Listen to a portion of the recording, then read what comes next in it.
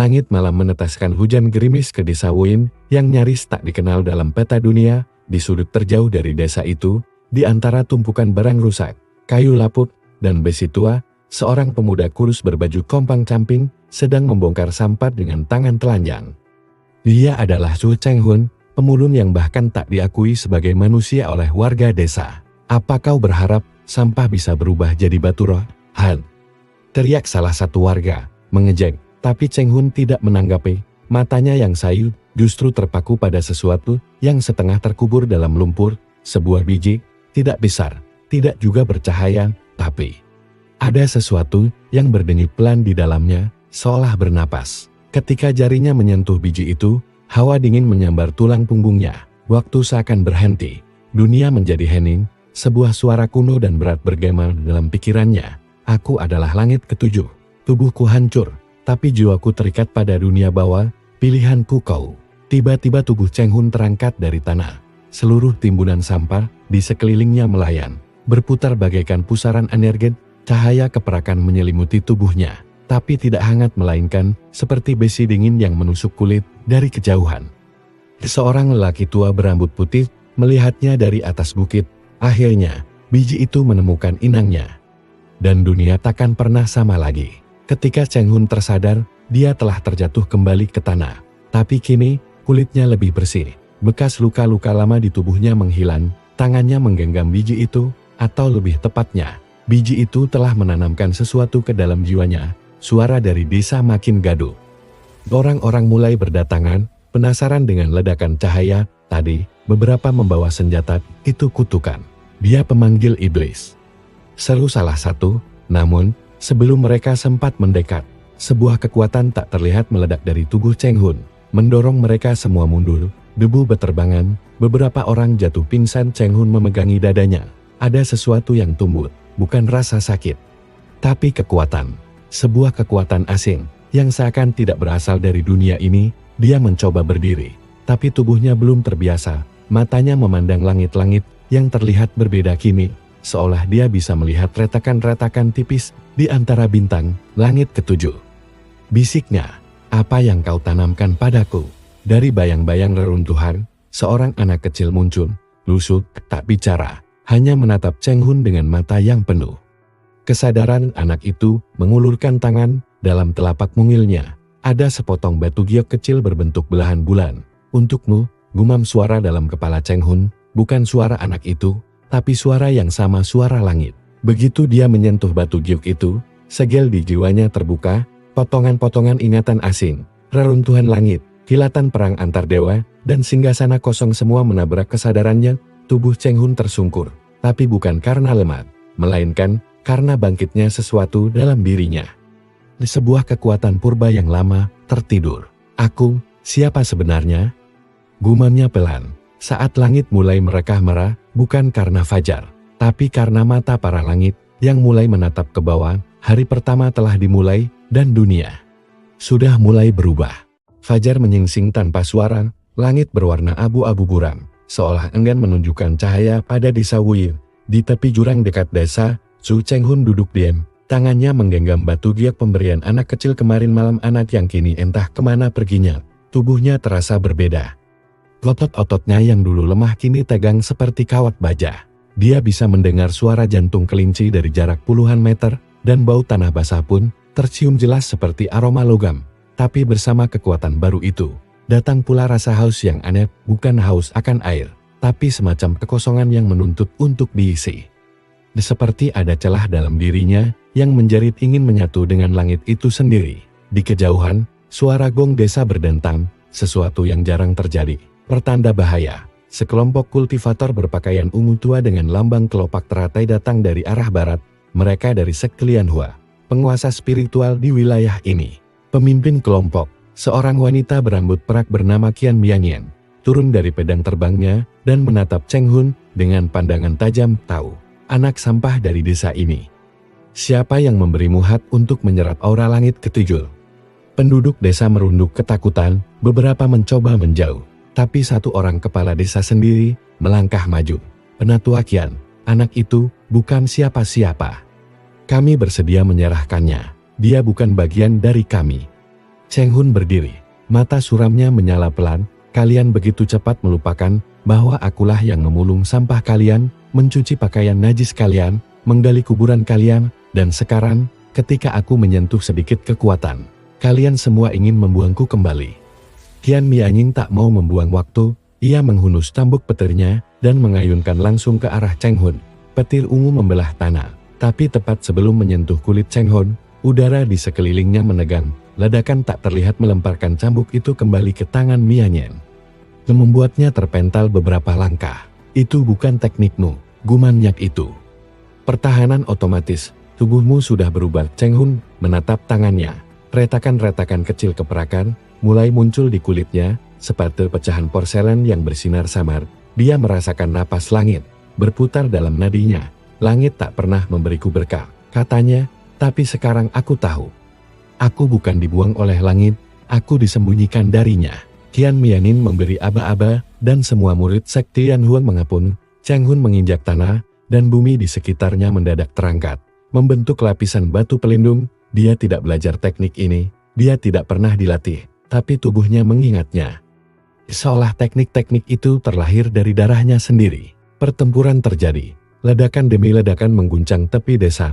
Langit perlahan menghitam, seolah menyaksikan pertarungan kecil ini sebagai bagian dari takdir besar yang akan datang. Namun, satu serangan dari murid Lianhua berhasil melukai bahu Cheng Hun.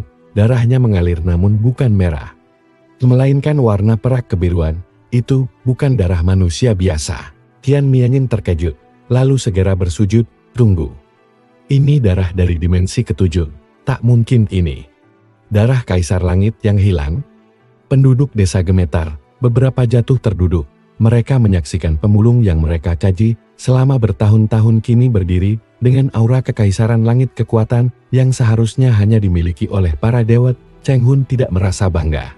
Dia tidak menginginkan ini, tapi tubuhnya terus berubah. Jiwa langit ketujuh yang bersatu dengan dirinya kini semakin kuat. Saat semua orang membeku karena ketakutan, suara anak kecil yang familiar muncul di belakang Cheng Hun. Hari pertama selesai, bisik Banyan King dengan mata polos. Besok, langit akan membuka mata pertamanya. Cheng Hun menatap langit. Dalam hatinya, ia tahu, dia hanya punya 6 hari lagi untuk mencari siapa dirinya sebenarnya.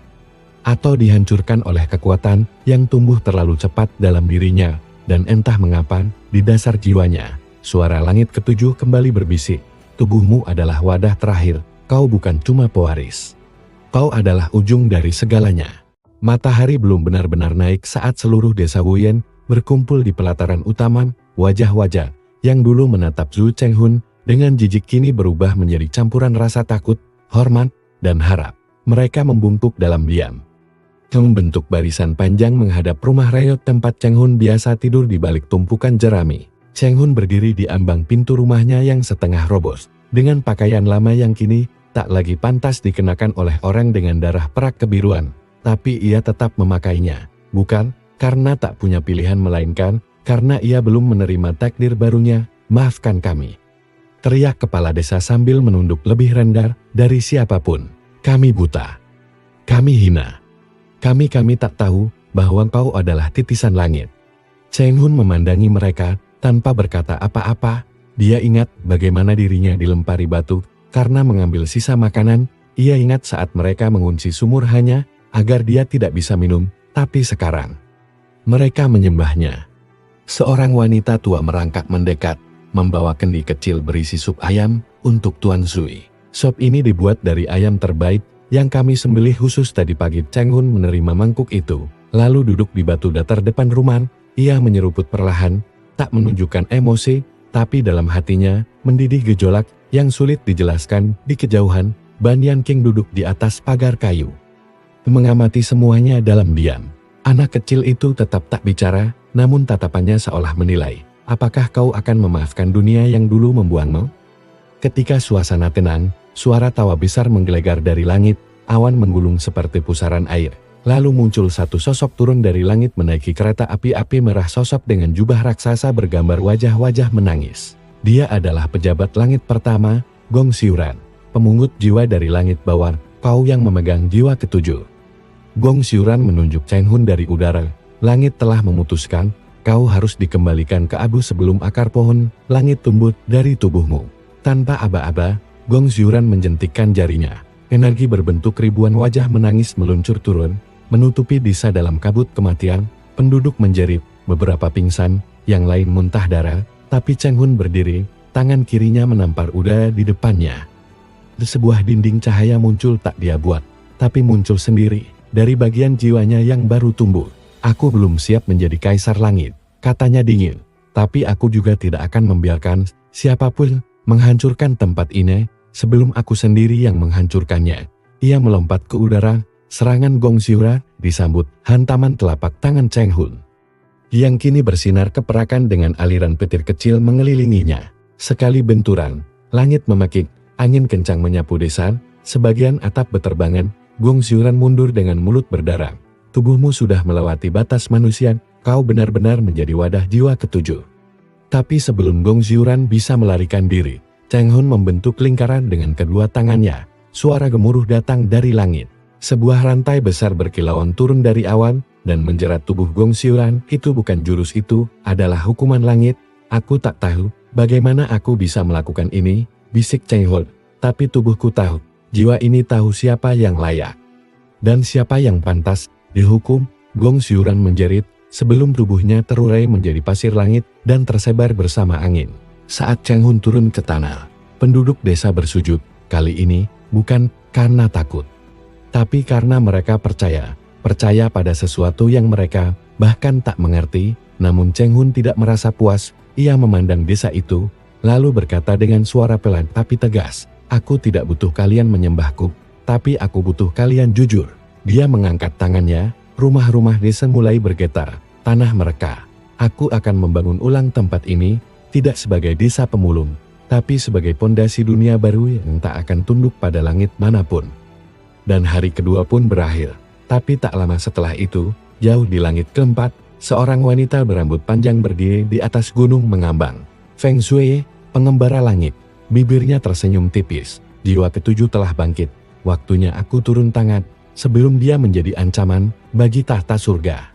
Langit pertama dikenal sebagai batas bawah dari struktur surga, yang menaungi para pemula, para pelayan, dan para makhluk lemah yang belum layak menyentuh Dao. Tapi hari itu, langit tampak lebih gelap dari biasanya, bergetar, bergemuruh, seperti bersiap runtuh oleh sesuatu yang tak bisa ditahan. Di bawahnya, di desa Wuyin yang kini berubah drastis, para penduduk bekerja di bawah arahan Su Cheng Hun. Rumah-rumah lama dibongkar, pondasi batu hitam dibangun, menggunakan teknik spiritual yang muncul entah dari mana, diajarkan oleh Cheng Hun dalam satu malam. Tidak ada yang tahu dari mana ia mempelajarinya, bahkan dirinya sendiri tak bisa menjelaskan.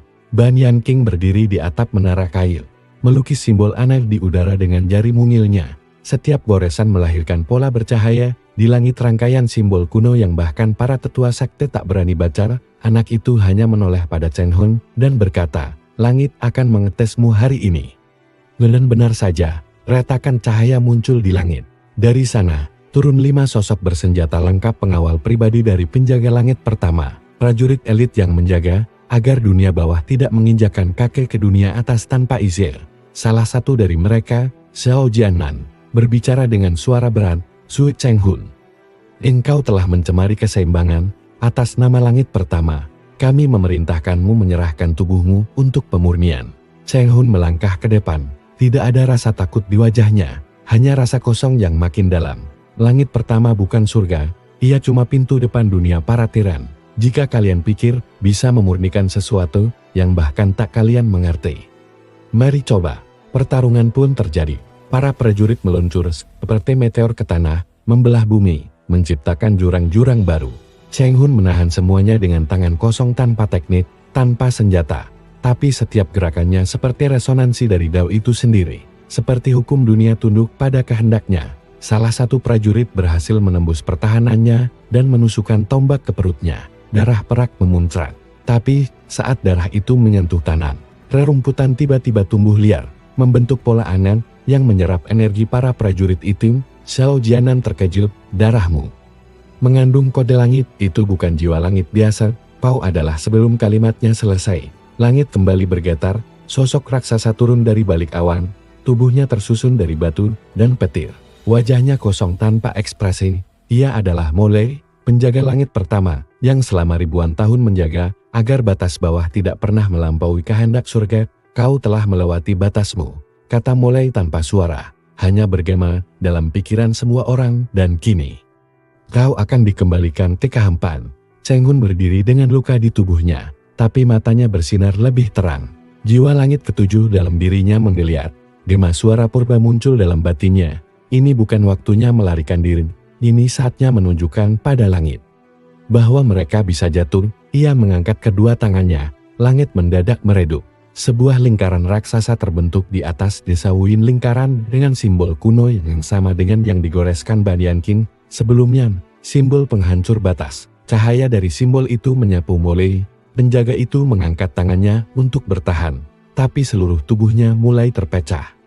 Batu demi batu, energi demi energi, hingga hanya tinggal satu pecahan intinya bola kecil berisi hukum langit. Cheng Hun meraihnya, bola itu langsung menyatu dengan dadanya.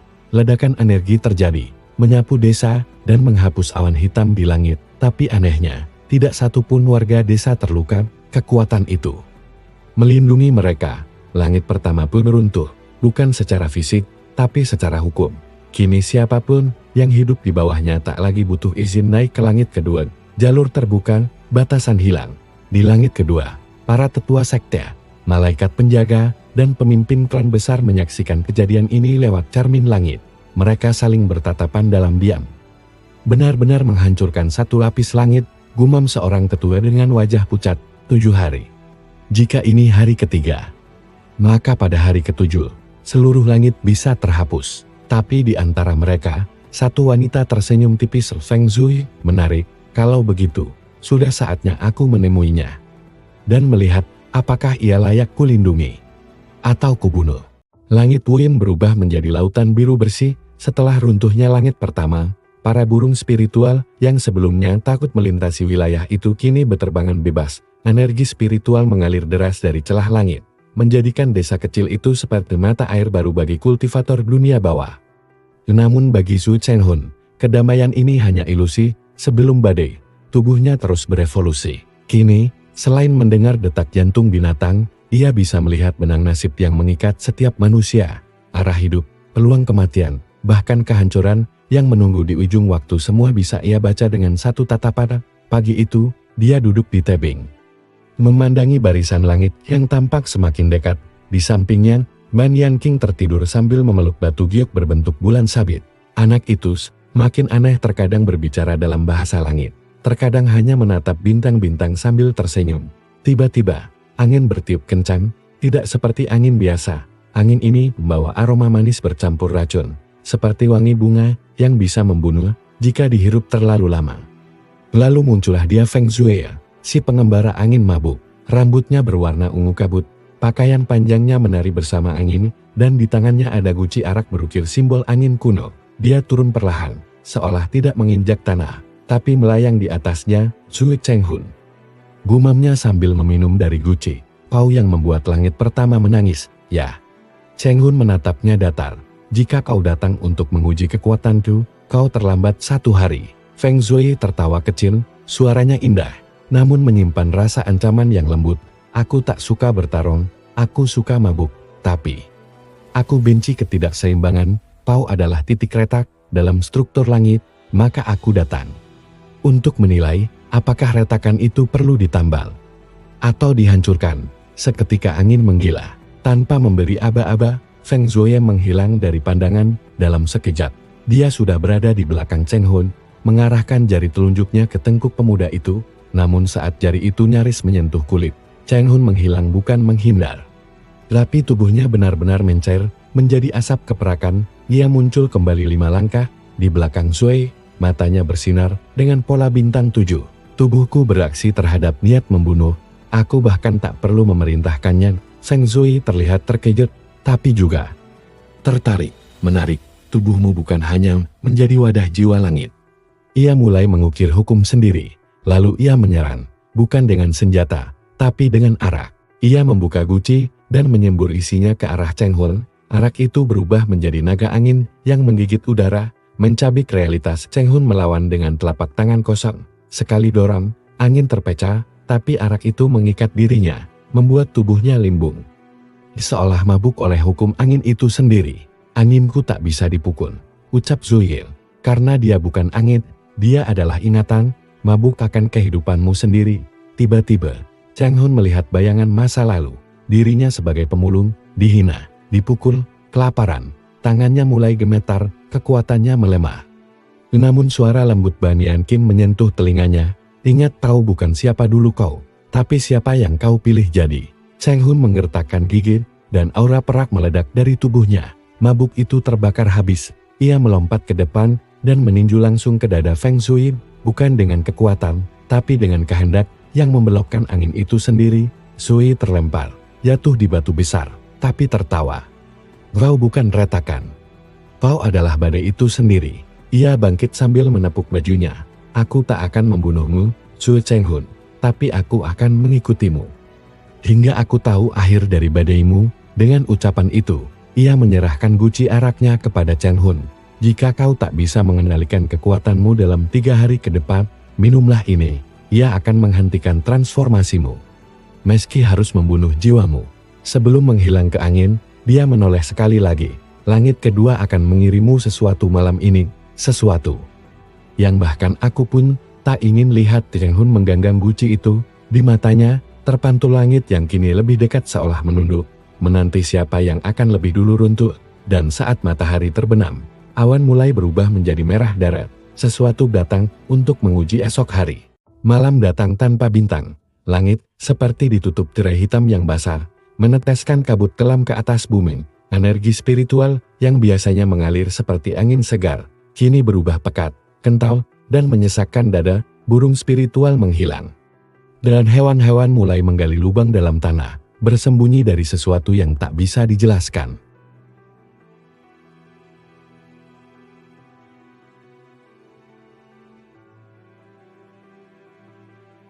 Cahaya keperakan dalam nadinya mulai memiliki ritme unik, dan setiap napasnya memengaruhi suhu gravitasi. Bahkan waktu di sekelilingnya Ban Yanqing tiba-tiba muncul, menarik-narik lengan jubahnya. Anak itu menunjuk ke arah langit yang terbelah pelan seperti kulit yang robek. Dari celah itu jatuhlah hujan hitam, bukan air, tapi serpihan kegelapan.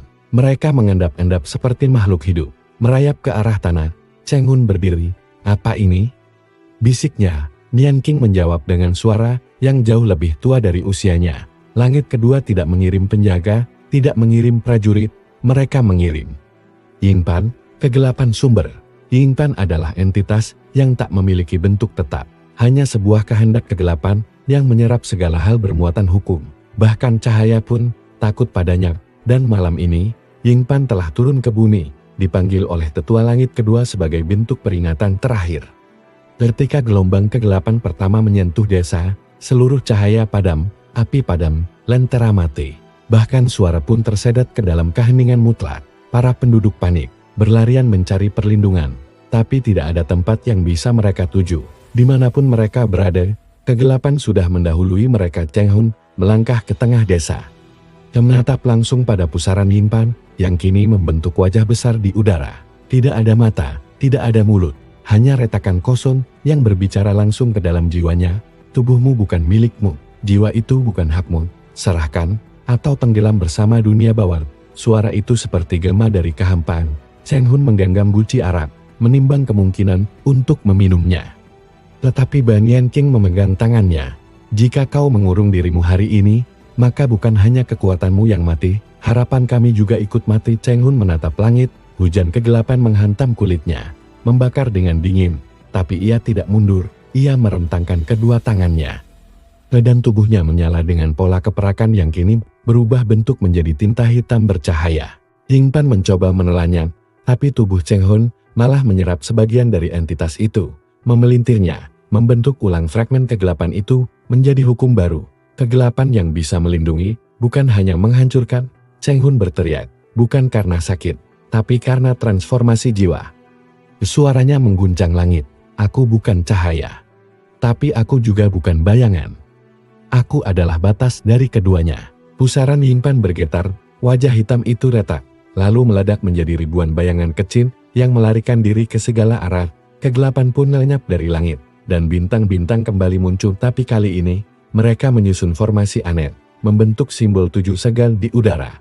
Namun bukan itu yang membuat semua orang gemetar, tapi fakta bahwa Zhu Chenghun tidak lagi sepenuhnya manusia, matanya tak punya pupil, suaranya bergetar dengan gema 2 suara, dan bayangannya berbelah 3. Penduduk desa keluar dari persembunyian, mereka tidak tahu harus bersujud atau melarikan diri. Di depan mereka berdiri makhluk yang dulunya pemulung, kini menjadi tuan atas kegelapan itu sendiri. Feng Shui turun dari angin, berdiri tak jauh dari Chen Hun, kali ini tak lagi menggoda atau mengudi.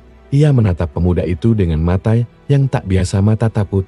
Kau tak hanya mengendalikan langit, kau menyerap sisi tergelapnya dan menjadikannya bagian dari dirimu. Jika begini terus, kau akan menjadi entitas yang tak lagi bisa diklasifikasikan sebagai manusia, dewa, ataupun langit. Cheng Hun menatap guci arak yang masih di tangannya. Jika aku harus menjadi makhluk yang tak dikenal untuk menghancurkan sistem langit yang busuk, maka biarlah aku jadi sesuatu yang bahkan para langit pun takut menyebut namanya. Dan dari kejauhan, suara teriakan para penjaga langit ketiga menggema. Mereka tidak datang untuk melawan, tapi untuk meminta perjanjian. Kaisar Langit ketujuh, tolong bimbing kami. Hari kelima pun berakhir, tapi dalam kegelapan malam yang sunyi, Cheng Hun tahu langit mulai takut padanya, dan ketika langit takut, itulah saatnya mereka mulai merencanakan pengkhianatan. Langit tampak terlalu tenang pagi itu, seolah-olah kejadian semalam hanya mimpi buruk kolektif, tapi bekas hujan kegelapan masih menghitamkan tanah, dan aura asing masih bergema di udara. Bahkan rumput enggan tumbuh di tempat yang dilalui impan. Zhu Chenghun berdiri di puncak bukit di pinggir desa, memandangi pilar-pilar cahaya yang terbentuk dari simbol 7 segel. Setiap segel mewakili satu langit. 5 telah aktif, 1 untuk kekuatan, 1 untuk hukum, 1 untuk waktu, 1 untuk kehendak, dan 1 untuk gelap. 2 sisanya masih tersembunyi di belakangnya. Feng Shui berdiri tanpa suara. Kali ini ia tidak membawa kipas, dan ekspresinya bukan lagi senyum menyebalkan, melainkan keseriusan seorang tetua yang melihat sesuatu di luar kendalinya. Dulu, setiap langit saling menjaga batas, sekarang mereka saling mengkhianati demi bertahan hidup. Kedatangan Yingpan seharusnya dilarang menurut perjanjian langit, tapi mereka mengabaikannya demi menjatuhkanmu, ujar Zui dengan nada berat. Cheng Hun tak menjawab, ia mengangkat tangannya. Dan dari sela jarinya muncul bayangan segel kanan, segel kekosongan. Bukan kekuatan untuk mencipta, tapi kekuatan untuk menghapus. Kekuatan ini bukan milik siapapun, bahkan bukan milik dunia.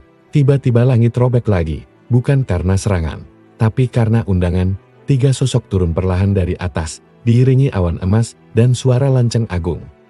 Mereka adalah wakil dari langit ketiga, keempat, dan kelima.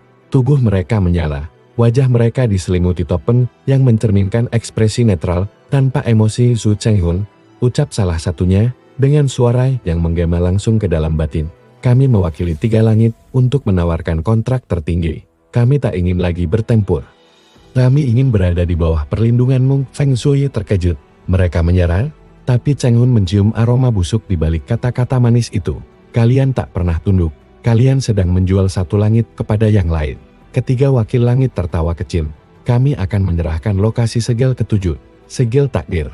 Tapi syaratnya, musnahkan langit kedua terlebih dahulu. Mereka terlalu ambisius dan terlalu takut padamu. Ban Yanqing muncul dari balik batu, mendengarkan dengan wajah pucat. Anak itu tak mengerti semua konsep langit, tapi ia paham satu hal, para penguasa langit ternyata licik. Cheng Hun menatap mereka satu persatu. Jika aku menerima tawaran ini, kalian akan berada di bawah perlindunganku selama kontrak berdiri. Ya, Cheng Hun tersenyum. Dan jika aku menolak, wajah para wakil langit berubah sedikit, maka kami akan berpaling ke satu-satunya harapan kami yang tersisa, Yu Tiangsu, pewaris sah langit pertama. Nama itu menghantam dada Cheng Hun seperti guntur. Yu Tiangsu satu-satunya nama dari masa lalunya yang masih menggema dalam kepalanya. Dahulu mereka sahabat, kini Tiangsu adalah satu-satunya orang yang memiliki fragmen hukum yang mampu menyaingi milik Cheng Hun. Fragmen keharmonisan kosmik, hukum yang dapat menyeimbangkan atau menghancurkan semua hukum lainnya. Feng Shui mengumpat, sial. Mereka memancing kalian berdua untuk saling hancur, lalu mereka akan mengambil yang tersisa. Cheng Hun tertawa pelan, lalu mendekati para wakil. berikan aku lokasi segel ketujuh. Aku akan urus sisanya. Ketiga wakil tersenyum puas dan menyerahkan kristal langit berbentuk lotus merah tua. Tapi saat kristal menyentuh tangan Cheng Hun, bayangan dalam tubuhnya meledak. Mencengkeram para wakil dan menahan mereka di udara. Kontrak ini hanya berlaku jika kalian tidak berbohong, gumam Cheng Hun. Ternyata kristal lotus itu adalah perangkap jiwa, bukan penunjuk lokasi segel takdir. Para wakil menjerit. Wajah mereka mulai retak. Topeng hancur dan dari baliknya muncul bentuk aslinya, roh-roh langit yang sudah terkontaminasi oleh kekacauan. Cheng Hun memeras kegelapan dari tubuh mereka dan membentuknya menjadi senjata, sebuah tombak bercahaya hitam perak dengan 3 mata tajam yang berputar. Aku bukan pembuat kontrak, aku adalah penghancur sistem, katanya dingin, lalu menghentakkan tombak ke tanah. Ledakan energi membelah langit, para wakil terhapus dari eksistensi Feng Shui dan Ban Yanqing. Ya bisa berdiri diam, hari ke-6 belum berakhir. Tapi langit mulai runtuh bahkan sebelum hari ke-7 tiba. Dari reruntuhan langit, muncullah sosok berjubah putih dengan wajah teduh dan senyum hangat. Di tangannya ada pedang bercahaya biru bening. Liu Tianxu telah turun di Cheng Hun. Akhirnya kita bertemu lagi, tapi kali ini hanya satu dari kita yang bisa tetap berdiri. Cahaya fajar menyinari dunia yang hampir kehilangan bentuknya. Langit tidak lagi berwarna biru, tapi dipenuhi garis-garis retak emas seperti kaca pecah yang mencoba menahan kehancuran. Desa kecil tempat Su Cheng Hun berasal kini menjadi pusat dari seluruh eksistensi. Tanah yang bahkan para langit tak lagi anggap rendah. Liu Tianxu melangkah tenang di atas udara. Setiap jejak kakinya meninggalkan bunga-bunga angin yang berkibar dengan kedamaian aneh. Di belakangnya terbentang jembatan dao harmoni, arus spiritual murni yang dapat menetralkan kekacauan. Ia tak memakai baju perang, hanya jubah putih sederhana. Tetapi auranya membuat semua makhluk bertekuk lutut secara insting. Su Cheng Hun berdiri di tanah, memegang tombak kegelapan yang masih berdenyut akibat pertarungan semalam. Ia tak tersenyum, mata mereka bertemu, dan waktu seolah berhenti. Liu Tianxu, gumam Cheng Hun, kau datang bukan untuk membunuhku, tapi untuk menyelamatkan langit, bukan?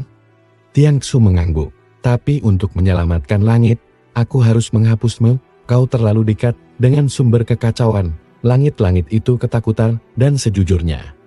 Aku juga. Ban Yanqing menonton dari kejauhan. Tubuhnya menggigil. Feng Shui berdiri di sisinya, tidak bersuara, hanya mengamati.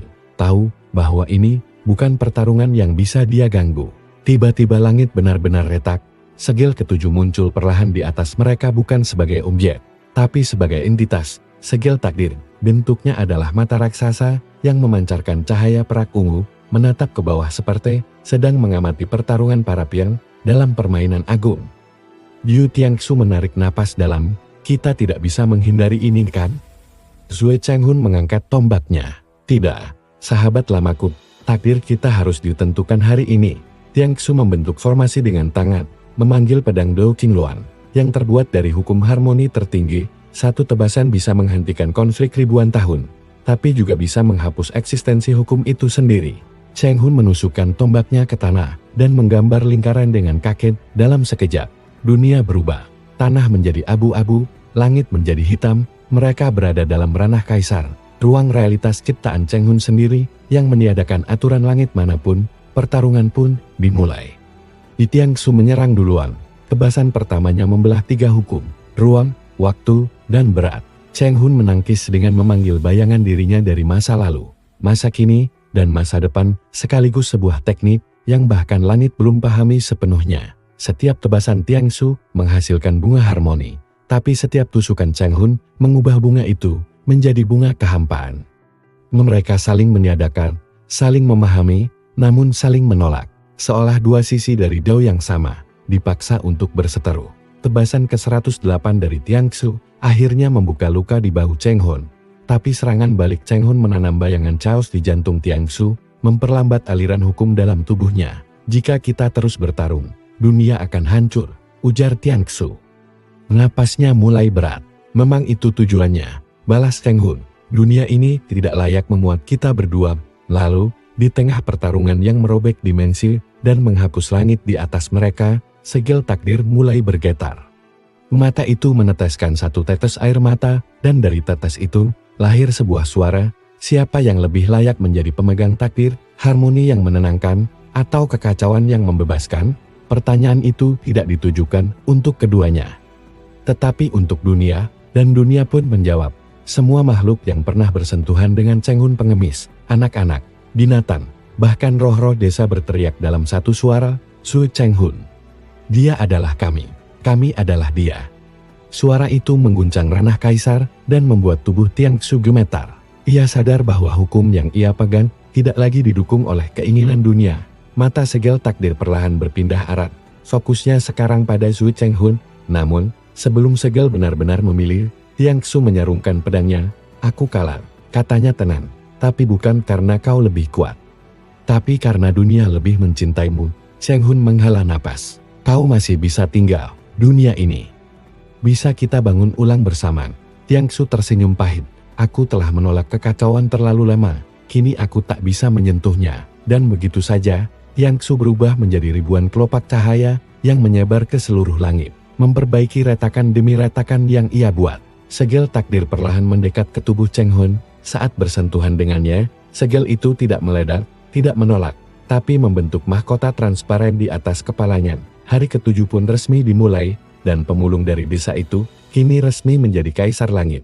Namun dari kejauhan, ada sosok lain yang tersenyum di balik bayangan reruntuhan langit keempat, sosok yang berkata, bagus, sekarang tinggal satu langkah lagi sebelum dunia ini bisa dikoyak sepenuhnya.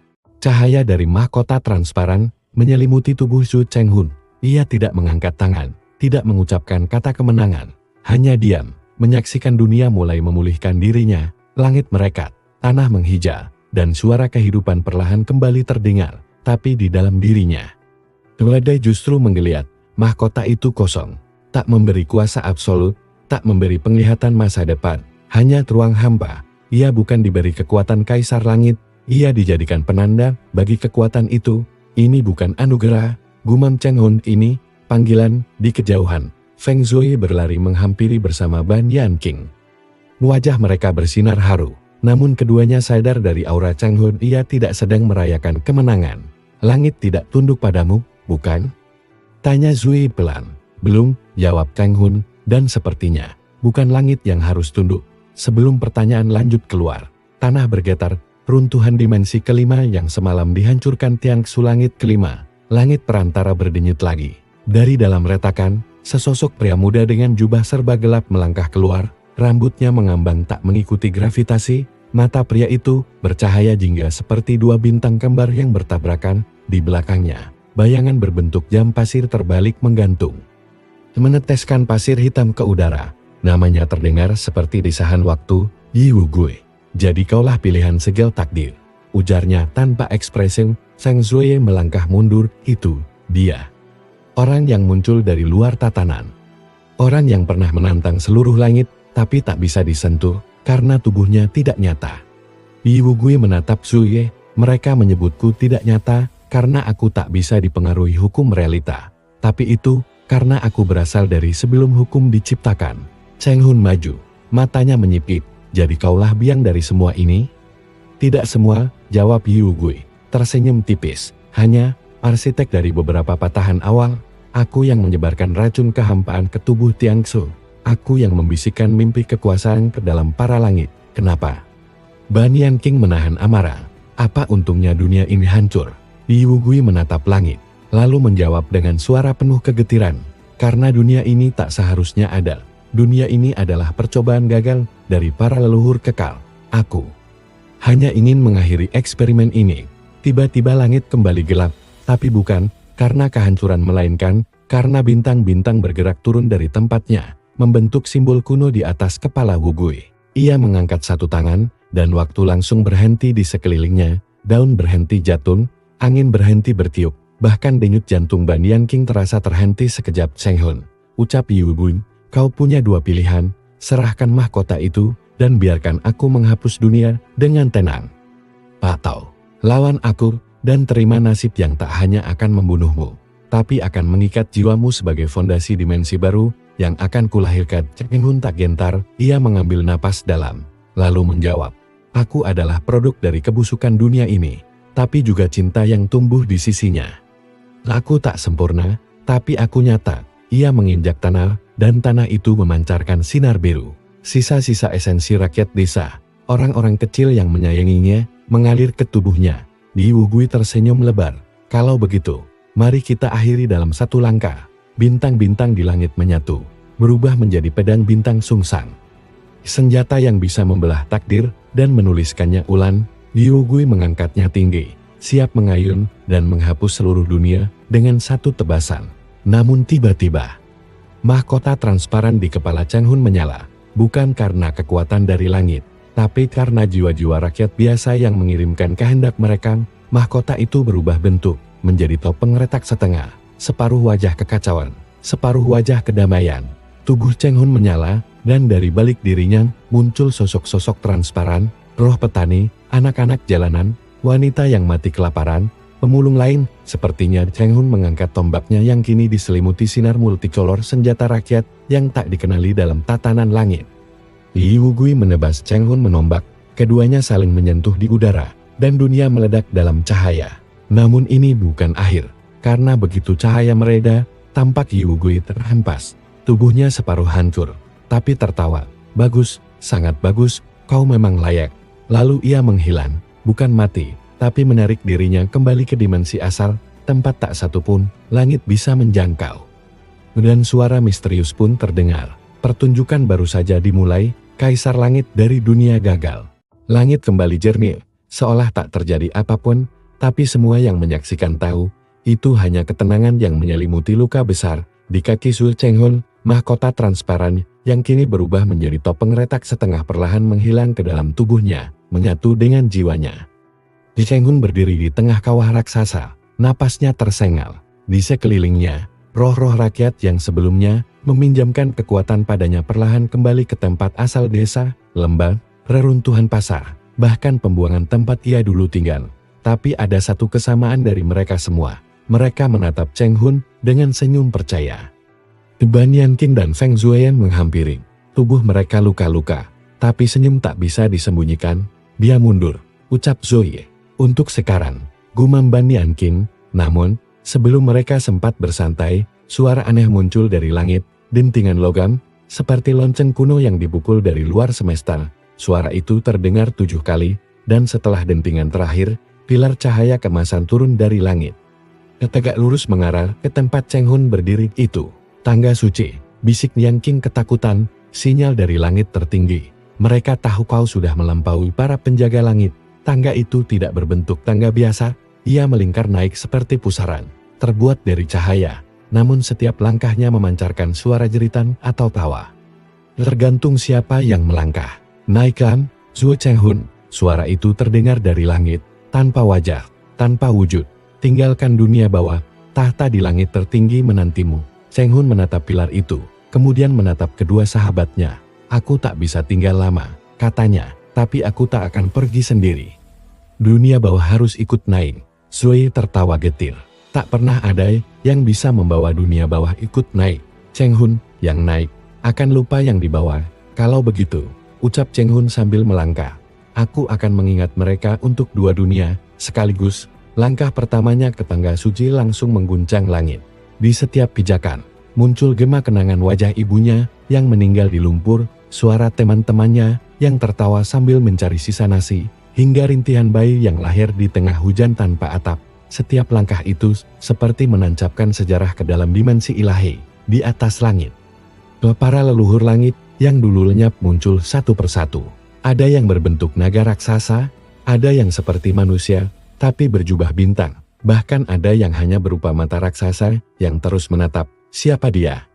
Tanya salah satu dari mereka yang menyatukan puing-puing dunia gagal. Jawab mata raksasa itu, dia tak sesuai ramalan. Karena dia bukan hasil ramalan, dia hasil dari kehendak manusia. Ketika Cheng Hun melangkah ke puncak tangga suci, ia menemukan dirinya bukan di langit biasa, melainkan di kamar tahta tanpa penguasa. Tahta itu mengambang besar, dingin, dikelilingi oleh 7 cermin yang mencerminkan bukan wajahmu, tetapi konsekuensi dari setiap keputusanmu. Cheng Hun tak langsung duduk. Dari balik kegelapan, muncul sesosok lelaki tua berbaju serba putih, berjanggut panjang, tapi matanya seperti awan, tidak bisa dibaca. Aku adalah King Yuanji, penjaga tahta langit, duduklah. dan dunia akan menyesuaikan dengan kehendakmu, tapi satu hal harus kau tahu. Sekali duduk, kau akan kehilangan segalanya. Segalanya? Tanya Cheng Hun. Kenangan akan dunia bawang, tubuh fana, perasaan manusia. Kau akan jadi langit. Cheng Hun menatap tahta itu, lalu menatap cermin-cermin yang menyala. Dalam satu cermin, ia melihat dirinya memimpin dunia damai. Di cermin lain, ia jadi tiran tak terbendung. Di cermin ketiga, ia duduk sendirian di kegelapan. Lalu, kalau aku tak duduk, kekacauan akan kembali. Yi Wugui akan menanti celah. Dunia akan kehilangan jangkar baru mereka. Cheng Hun menarik napas, mengangkat tangannya. Namun, sebelum menyentuh tahta, ia berbaling, aku tak akan duduk. Sebelum tangga ini terbuka untuk rakyat desa, King Yuanji tersentak itu, melawan hukum semesta.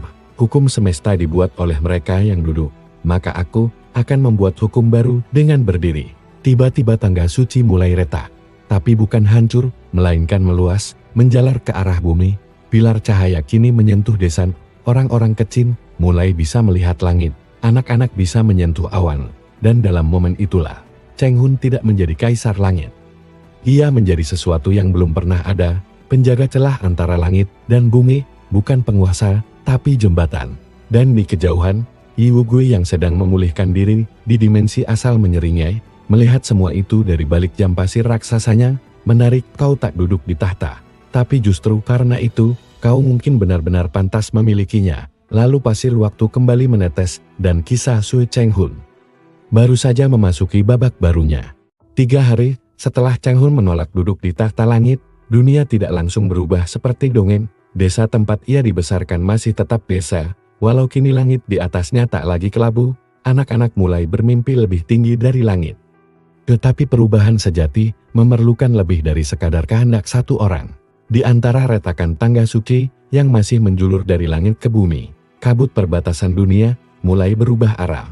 Biasanya menghalangi makhluk fana untuk menyeberang, kini justru mengisap sesuatu dari luar dunia. Sebuah retakan besar muncul di langit utara. Dari sana muncul batu-batu raksasa hitam mengambang, mengitari dunia seperti satelit, namun perlahan turun ke bawah, seolah mencari sesuatu. Feng Zhuye berdiri di tebing, menatap fenomena itu, bersama Ban Yanqing. Itu bukan bagian dari langit tertinggi, gumam Yanqing itu, dimensi keempat, wilayah, yang bahkan leluhur langit pun, tidak berani jamah. Kenapa baru sekarang muncul? Karena batas langit telah diganggu. Jawab suara berat dari belakang mereka, muncul sesosok berjubah abu-abu. Wajahnya diselubungi topeng hitam, tapi suara dan langkahnya menggetarkan tanah. Ia memperkenalkan diri sebagai Yun Changluo, salah satu dari 3 penjaga dimensi keempat. Kau datang untuk menghentikan Cheng Hun? Tanya Zhuye. Tidak, kami datang karena dia membuka celah yang membuat mereka bisa masuk. Saat itu, langit berubah merah darah. Dari salah satu batu hitam, muncul siluet yang menjijikan, makhluk tak berbentuk yang tubuhnya terdiri dari ratusan tangan dan wajah yang terus bergantek. Itu adalah Kimo, salah satu entitas dari luar struktur eksistensi. Mereka tak mengenal Dao, Qi, atau hukum. Mereka bergerak dengan logika yang hanya dimengerti oleh mimpi buruk. Bahkan mata mereka tidak melihat cahaya, tapi melihat keterhubungan antara rasa takut. Yun Changluo menarik pedang dari bayangannya sendiri. Kimo adalah yang paling lemah dari mereka, tapi bahkan dia bisa menghancurkan satu dunia dalam waktu semalam. Zui dan Yanqing bersiap. Namun Kimo tidak menyerang mereka. Ia mengarahkan semua tubuhnya ke arah satu titik di bumi Sui Cheng Hun. Di desa, Cheng Hun tengah membangun altar di bekas tempat pembuangan. Ia mengukir lambang matahari dan bulan pada batu bata bekas, dan menancapkan bendera dari kain kompang camping yang dulunya dipakai pemulung. Itu adalah altar untuk semua yang terlupakan. Namun saat Kimo muncul di langit, di seluruh dunia mendadak membeku. Bayi berhenti menangis, angin tak bergerak, burung-burung jatuh dari langit, tak mampu melawan gravitasi yang entar. Mengapa berubah? Kimo menyapa Cheng Hun tanpa suara. Dengan mimpi, di kepala Cheng Hun muncul gambaran kota-kota runtuh, sungai yang berubah jadi darah, dan anak-anak yang berubah menjadi bayangan. Ia ditawarkan sebuah pilihan, menyerang, atau biarkan dunia jadi ladang tumbun bagi dimensi keempat. Namun Cheng Hun, seperti biasa, memilih jalan ketiga. Ia menancapkan kedua kakinya ke tanah, dan berkata, kalau kalian datang lewat celah yang kubuka, maka aku akan membalikan celah itu, dan mengisap kalian kembali. Dengan memusatkan energi dari altar rakyat kecil, Cheng Hun memulai teknik yang belum pernah ada sebelumnya, Dao kemiskinan absolut. Dao ini tak mengandalkan kekuatan, tapi justru kekosongan total. Ia menghapus konsep nilai, membuat energi dan eksistensi Qimo tak stabil. Qimo mulai berteriak bukan dengan suara, tapi dengan getaran dimensi karena ia mulai kehilangan bentuk di dunia ini. Namun sebelum ia sepenuhnya lenyap, dari celah batu hitam muncul dua entitas lain, sang penulis tanpa tinta dan nenek bergaun rembulan. Keduanya membawa hukum eksistensi yang bahkan langit pun tak paham. Yun Changluo mendekat ke Cheng Hun. Jika kau ingin mengusir mereka semua, kau butuh penyeimbang. Mereka datang dari dimensi yang tidak memiliki nilai, maka buatlah nilai. Bahkan, jika itu harus dibayar dengan jiwamu. Cheng Hun menatap altar, ia mengerti. Dalam satu pukulan, ia hancurkan seluruh altar itu. Debu dan doa yang menguar dari dalamnya melesat ke langit. Setiap doa itu berubah menjadi kata-kata sakral yang menancap ke tubuh para entitas. Membuat mereka meringkuk dan menjerit seperti dibakar oleh konsep. Namun saat mereka menghilang, Qin Yuanji muncul lagi. Tapi kali ini, wajahnya bukan awan melainkan retakan. Kau sudah terlalu jauh, Cheng Hun. Aku hanya menjaga dunia, bukan dunia ini yang harus dijaga, tapi perbatasannya. Dan dengan suara petir, Qin Yuanji mengangkat tangannya. Karena melanggar batas antara dunia fana dan dimensi luar, kau dijatuhi hukuman, diusir dari semua dimensi. Seketika tubuh Cheng Hun diseret oleh belenggu tak kasat mata, dan langit terbelah menjadi pusaran dimensi. Tak ada yang tahu kemana ia dibuang, tapi sebelum menghilang, ia menatap desa dan tersenyum. Kalau aku harus tersesat, biar aku temukan jalan pulang sendiri. Lalu hilanglah Sui Cheng Hun. Namun di tanah tempatnya berdiri, tumbuh bunga, dan bunga itu berbisik. Sejak hilangnya Sui Cheng Hun, dunia mengalami stagnasi aneh. Langit tetap biru, gunung tetap tinggi, namun ada rasa sunyi yang tidak bisa dijelaskan. Seolah-olah waktu sendiri menolak untuk bergerak. Desa tempat asal Cheng Hun kini dikelilingi bunga-bunga tak dikenal, berkelopak merah dengan urat hitam, yang hanya mekar saat fajar dan berbisik satu sama lain. Feng Shui dan Ban Yanqing menjadi pemimpin sementara, membentuk aliansi 7 arah untuk menjaga keseimbangan dunia. Namun tanpa sosok pemersatu seperti Cheng Hun, masing-masing faksi mulai menunjukkan ambisi tersembunyi. Bahkan para dewa langit yang dulu takut pada Cheng Hun kini perlahan-lahan bergerak, ingin merebut kembali dominasi yang sempat terguncang. Namun, mereka semua tidak sadar bahwa satu sosok diam-diam mengawasi dari balik celah dimensi. Cheng Hun belum sepenuhnya lenyap. Ia terdampar di ruang limbo antar dimensi yang disebut ketiadaan tanpa arah, tempat di mana waktu tidak linear dan eksistensi berjalan secara terbalik. Di sana, Cheng Hun bertemu dengan bayangan dirinya sendiri, sosok bernama Zui Muhan, yang mengaku sebagai dirinya dari kemungkinan yang gagal. Zui Muhan berkata bahwa ia adalah Cheng Hun dari dunia, di mana ia memilih menerima tahta langit dan menjadi tiran. Dunia itu telah hancur. Dan sekarang Muhan ingin merebut tubuh Cheng Hun demi kembali ke dunia nyata. Cheng Hun bertarung dengan dirinya sendiri, tapi di dimensi ini, kekuatan tidak bergantung pada Qi, Dao, atau fisik. Pertarungan ditentukan oleh keyakinan akan eksistensi sendiri. Muhan mencoba membuat Cheng Hun ragu pada pilihannya, menolak tahta, membuka celah ke dimensi keempat, membuat ancaman besar datang, dan akhirnya meninggalkan dunia begitu saja. Tanpa kau, rakyat kehilangan arah. Lalu untuk apa kau berkorban? Untuk siapa kau tersenyum? Cibir Muhan. Namun Cheng Hun menjawab, aku tersenyum bukan karena semuanya berjalan sesuai rencana, tapi karena aku tahu, aku tidak akan menyerah, bahkan saat segalanya runtuh. Dengan kata itu, Cheng Hun menciptakan pantulan baru dari jiwanya. Sebuah simbol muncul di tangannya, lambang kesetiaan kepada pilihan sendiri, dan itu cukup untuk mengusir Zui Muhan kembali ke pusaran dimensi. Sementara itu, di dunia nyata, bunga-bunga merah di desa mulai menunjukkan perilaku aneh. Setiap malam, mereka menyanyikan nada yang hanya bisa didengar oleh anak kecil, membuat mereka menangis sambil berkata, paman Cheng Hun belum pergi, dia cuma nyasar. Ban Yanqing mulai menyelidiki fenomena itu. Ia menemukan bahwa bunga-bunga itu sebenarnya adalah akar dari eksistensi Cheng Hun yang menembus batas dimensi. Jika akar-akar itu dirawat dengan niat murni, maka akan tumbuh menjadi jembatan jiwa, jalan untuk mengembalikan Cheng Hun. Namun upaya Yanqing tak semudah itu. Banyak faksi mulai curiga padanya. Mereka menganggapnya ingin membangkitkan kembali ancaman bagi para dewa, maka mereka menciptakan pasukan pemburu yang dipimpin oleh mantan dewa petir, Yu Leian, yang kehilangan satu tangannya saat dulu dikalahkan Cheng Hun. Jika Cheng Hun kembali, dia akan membatalkan semua struktur kekuasaan yang telah kami bangun. Kami tidak akan biarkan itu terjadi, ujar Leian dengan dendam membara Nianqing, dan Zue harus melarikan diri. Membawa bunga yang sedang tumbuh dalam kota kacaki, mereka diburu di pegunungan, gurun, bahkan hingga lautan awal. Namun, satu malam, saat mereka terpojok dan siap bertarung mati-matian, langit terbelah sedikit, hanya sekejap, tapi cukup untuk Nianqing melihat mata Cheng Hun menatap ke arah dunia. Itu bukan penglihatan, itu bukan ilusi, itu adalah tanda Cheng Hun sedang mencari jalan pulang, dan saat ia kembali, dia tidak lagi akan menjadi kaisar langit, dia akan menjadi kaisar tanpa dunia, karena ia akan membangun dunia yang baru, dari nol, tanpa langit, tanpa tahta, tanpa sistem lama. Dan dari jauh, bunga-bunga kembali berbisik, kali ini lebih keras, dia belum selesai.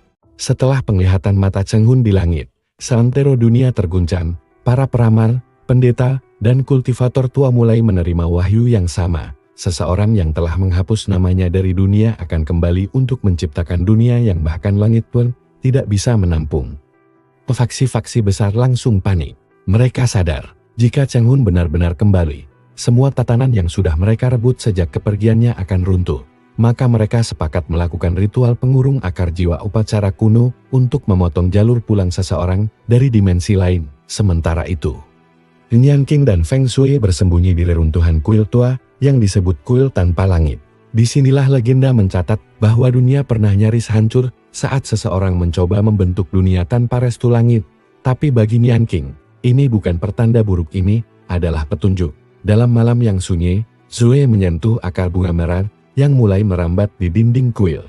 Ia menerima fragmen kenangan Cheng Hun, masa-masa kecil sebagai pemulung, hinaan dari para tetua desa, penderitaan saat kelaparan, dan perasaan hampa saat menjadi makhluk terkuat namun kehilangan arah. Namun kenangan itu berhenti pada satu titik. Cheng Hun duduk di atas bebatuan, tersenyum sambil makan ubi panggang kenangan sederhana, tapi menjadi sumber kekuatan eksistensialnya. Dari situ, Zoe sadar, untuk membuka kembali jalur pulang Cheng Hun, mereka tidak butuh kekuatan langit, tapi kenangan yang paling membumi. Mereka pun memulai perjalanan mengumpulkan artefak kehidupan lama Cheng Hun, karung guni pertamanya, ubi sisa yang ia kubur, potongan mantel bulu kompang campingnya, bahkan sendok kayu milik nenek angkatnya dulu. Setiap artefak, jika dipenuhi niat tulus, akan menjadi batu penyeberan jiwa. Namun perjalanan itu tak mudah. Yu Leian dan para pemburu elit mendeteksi pergerakan mereka di padang seribu angin. Nianqing dan Zue terkepung. Tapi tiba-tiba, sebuah kekuatan aneh menyelimuti langit. Awan hitam berputar membentuk wajah raksasa, dan suara yang sangat familiar terdengar. Aku sudah melihat segalanya. Dunia ini belum siap, tapi itu bukan urusanku. Itu suara Cheng Hun, rohnya belum bisa menembus dunia sepenuhnya. Tapi ia mengirim bayangan pramula manifestasi jiwa setengah sadar yang bisa bertarung selama 3 menit dalam wujud bayangan itu. Cheng Hun menahan pasukan pemburu hanya dengan satu tangan dan satu tatapan. Hanya dengan menyentuh tanah, ribuan ki di sekitar terkunci. Yu Leian mencoba melawan, tapi Cheng Hun berbisik, kau seharusnya mati saat terakhir kali aku memaafkanmu. Seketika, tangan Leian yang tersisa berubah menjadi abu, namun sebelum bayangan pramula menghilang, ia menatap Zui dan Nianqing, lalu berkata, aku tak butuh langit. Tapi aku butuh kalian untuk jadi akar dari dunia baruku. Setelah itu, langit kembali normal, bayangan menghilang. Tapi Zui menangis bukan karena takut, tapi karena ia sadar, Cheng Hun sudah berubah. Dia bukan lagi pemulung yang ingin diterima, bukan kaisar langit yang ingin diakui. Kini, dia adalah arsitek realitas baru. Dan tidak ada satupun hukum lama yang bisa mengekangnya. Sementara itu, para dewa tertinggi mengadakan pertemuan rahasia. Mereka menyadari satu hal yang menakutkan. Jika Cheng Hun berhasil kembali, dia bisa membuka jalan tanpa nama. Sebuah jalur yang bisa menciptakan dunia dari ide murni. Bukan dari Dao, Qi, atau kekuatan ilahi. Satu-satunya cara untuk mencegahnya adalah dengan menciptakan tumbal dunia, mengorbankan satu makhluk yang pernah terikat jiwa dengan Cheng Hun. Dan hanya ada satu kandidat, nenek angkat Cheng Hun, Nenek Yun, yang ternyata masih hidup, dijaga rahasia oleh faksi netral, Episode berakhir saat dewa tertua, Shan Kuangren, berdiri di depan rumah gubuk tempat Nenek Yun tinggal. Ia mengangkat tangannya, bersiap menghabisinya. Namun sebelum serangannya mendarat, bumi retak, langit hancur, sebuah tangan hitam mencengkeram lengan Shan Kuangren, dan suara berat bergema di seluruh penjuru dunia, sentuh dia. Dan dunia ini yang akan jadi tumbal Cheng Hun telah menemukan celah untuk pulang. Saat tangan hitam mencengkeram lengan dewa tertua Shan Kuangren, waktu seolah berhenti, tak hanya di dunia manusia, bahkan langit kelima, surga ketiga, dan ruang spiritual pun membeku, seluruh eksistensi bergetar. Seolah merasakan satu hal yang belum pernah terjadi sebelumnya, kekuasaan yang melampaui hukum penciptaan. Kuangren berusaha melepaskan diri, namun seluruh kekuatan dewanya tak berarti. Tangan itu bukan hanya memegang tubuhnya, tapi juga mengunci identitas jiwanya. Setiap pikiran pemberontakan langsung dilenyapkan sebelum sempat terbentuk. Dari balik celah antara dunia dan kekosongan, muncul mata emas milik Cheng Hun, bukan dalam bentuk bayangan, rapi belahan kesadaran asli yang telah menembus 5 lapis penolakan realitas. Kenapa kalian selalu takut pada perubahan? Gumam Cheng Hun, suaranya lembut, namun mencabik-cabik semua hukum. Dalam satu kedipan, Kuangren terpental ke langit ketujuh. Tubuhnya tercerai-berai dalam bentuk energi, lalu jatuh sebagai hujan darah yang menyuburkan tanah tempat Nenek Yun berdiri. Nenek Yun menatap langit dan tersenyum lirih, seolah tahu cucunya telah kembali. Kau memang anakku, Cheng Hun. Bukan karena kau jadi dewa, tapi karena kau tetap pulang. Di sisi lain, Nianqing dan Zoe berhasil mengumpulkan 5 dari 7 artefak kehidupan Cheng Hun. Tapi waktu mereka makin sempit, langit mulai retak di seluruh penjuru dunia, tanda bahwa batas antara eksistensi dan kehampaan makin tipis. Pada saat genting itulah, muncul faksi baru, sekte rongga jiwa. Mereka bukan pendukung langit maupun pemberontak. Mereka adalah penjaga dunia dalam dada dimensi yang konon muncul dari emosi terdalam manusia, bukan dari dao atau teknik kultivasi. Mereka percaya bahwa kebenaran tertinggi hanya bisa lahir dari luka terdalam. Pemimpinnya, seorang wanita buta bernama Zui Mingyul, muncul di hadapan Nianqing dan Zoe. Ia berkata dengan nada lirih, Cheng Hun tak akan kembali lewat langit, ia akan kembali dari dalam dirimu. Zoe terkejut. Maksudmu, dunia dalam dadamu menyimpan bagian terakhir dari dirinya. Tangisanmu waktu menyentuh karung usangnya bukan sekadar kesedihan. Itu adalah jembatan emosional yang jauh lebih kuat dari gerbang langit. Nianqing segera menyusun semuanya. Mereka harus masuk ke dalam dunia emosi terdalam Zoe. Tapi untuk melakukannya, Zoe harus mati sesaat, bukan mati tubuh, tapi mematikan semua identitas, keinginan, dan ego. Tanpa ragu, Zoe menggenggam batu penyeberang jiwa dan berlutut. Kalau ini satu-satunya jalan untuk memulangkannya, aku rela menghapus diriku sendiri.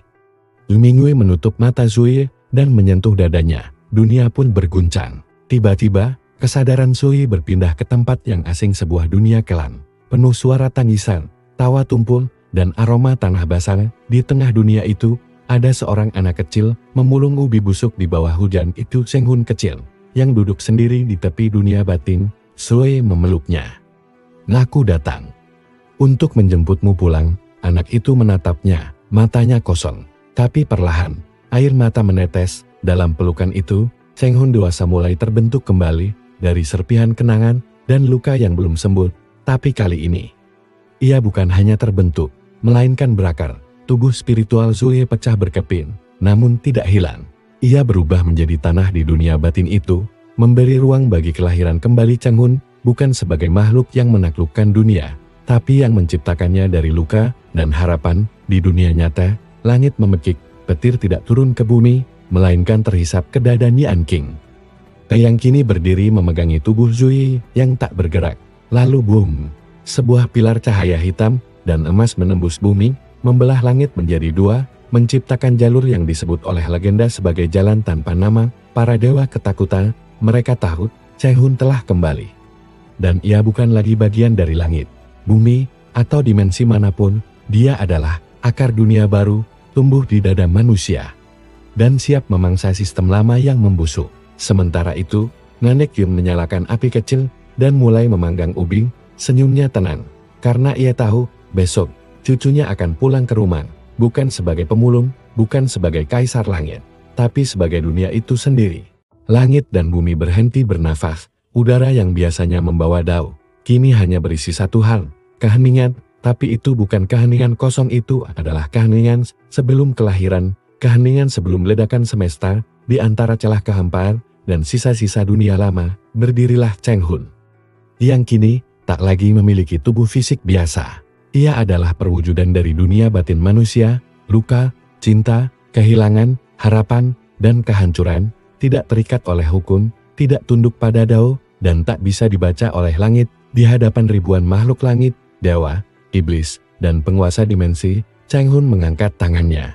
Tanpa satu kata pun, langit runtuh bukan karena diserang, tapi karena malu, karena telah gagal melindungi makhluk di bawahnya. Jika dunia lama hanya memilih yang kuat, bisik Cheng Hun, maka dunia baruku akan memilih mereka yang pernah hancur. Seketika itu juga, orang-orang yang terlupakan, para pengemis, budak, pelayan, dan para pecundan yang dihina sekte-sekte besar semuanya mendapatkan cahaya dari tubuh Cheng Hun. Mereka bukan dijadikan murid, melainkan dijadikan pondasi dunia baru. Suyeng yang sebelumnya telah melebur dalam dunia batin, muncul kembali sebagai jiwa penjaga hati, wujudnya transparan namun hangat.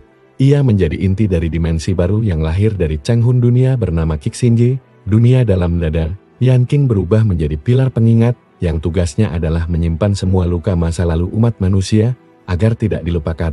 Ia tidak menghapus rasa sakit, tapi membuatnya berarti. Sementara itu, para dewa dan tetua langit, yang dulu menyebut diri mereka pengatur dunia, kini berdiri ragu. Mereka ingin menyerang, tapi tubuh mereka tak bisa bergerak.